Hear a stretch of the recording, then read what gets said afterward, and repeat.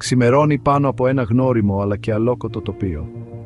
Ο ήλιος, μια πύρινη σφαίρα στην Ανατολή, βάφει τους ουρανοξύστες της Νέας Υόρκης με πορτοκαλί και χρυσές αποχρώσεις. Αλλά κάτι είναι διαφορετικό. Ένας χαμηλός βόμβος ταρακουνάει τη γη. Δεν είναι το μετρό. Μια σκιά πέφτει πάνω από το Central Park, νάνος ακόμα και τα ψηλότερα κτίρια. Ένας βραχιόσαυρος με το μακρύ λαιμό του να φτάνει μέχρι τον ουρανό, βόσκει ειρηνικά στις κορυφές των δέντρων. Το αδύνατο είναι πλέον πραγματικότητα. Οι δεινόσαυροι επέστρεψαν. Αυτός είναι ο κόσμος μας, αλλά μεταμορφωμένος. Η επιστροφή των δεινοσαύρων, των κάποτε εξαφανισμένων κυρίαρχων αυτού του πλανήτη, έχει αλλάξει τις πόλεις μας, τα οικοσυστήματά μας, τον ίδιο μας τον τρόπο ζωής. Φανταστείτε έναν κόσμο όπου οι ουρανοί δεν είναι μόνο η περιοχή των πουλιών, αλλά και των πτερόσαυρων με τα δερμάτινα φτερά τους. Σκεφτείτε κοπάδια τρικεράτοπων να περιφέρονται στις μεγάλες πεδιάδες, τα κέρατά τους να συγκρούονται σε αρχαίες τελετουργίες.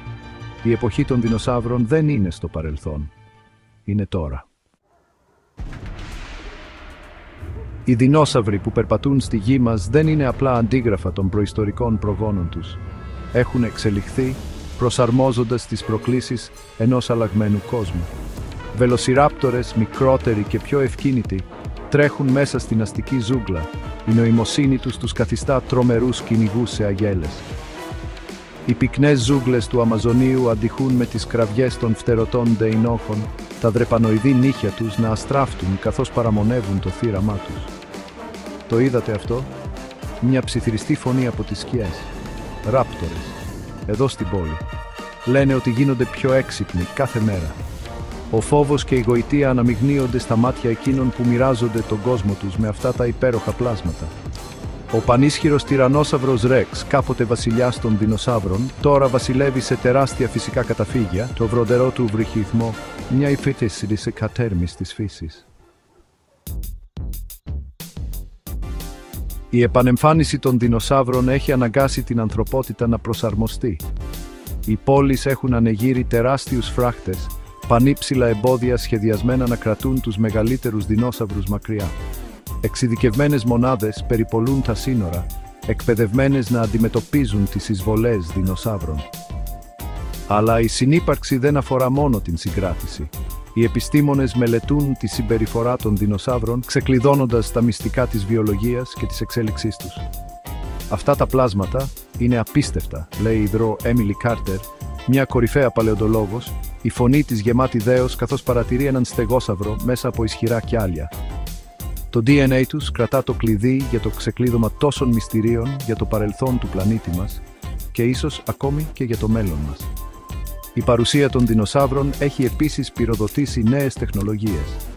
Προηγμένα συστήματα απεικόνησης παρακολουθούν τις κινήσεις των δεινοσαύρων, ενώ η γενετική μηχανική υπόσχεται πρωτοποριακές ιατρικές ανακαλύψεις που προέρχονται από το DNA των δεινοσαύρων.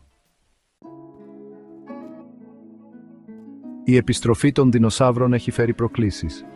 Οι συγκρούσεις μεταξύ ανθρώπων και δεινοσαύρων είναι αναπόφευκτες. Η οικολογική ισορροπία είναι σε συνεχή αλλαγή. Ωστόσο, έχει φέρει και ευκαιρίες. Η μελέτη των δεινοσαύρων έχει φέρει επανάσταση σε τομείς όπως η παλαιοντολογία και η γενετική. Ο τουρισμός δεινοσαύρων ανθεί, με ανθρώπους να σειραίουν για να δουν αυτά τα υπέροχα πλάσματα από κοντά. Το ερώτημα παραμένει: μπορούν οι άνθρωποι και οι δεινόσαυροι να συνυπάρξουν πραγματικά? Μπορούμε να μοιραστούμε αυτό το πλανήτη με πλάσματα τόσο διαφορετικά, τόσο ισχυρά, τόσο εντυπωσιακά? Η απάντηση, όπως και το ίδιο το μέλλον, είναι καλυμμένη με αβεβαιότητα.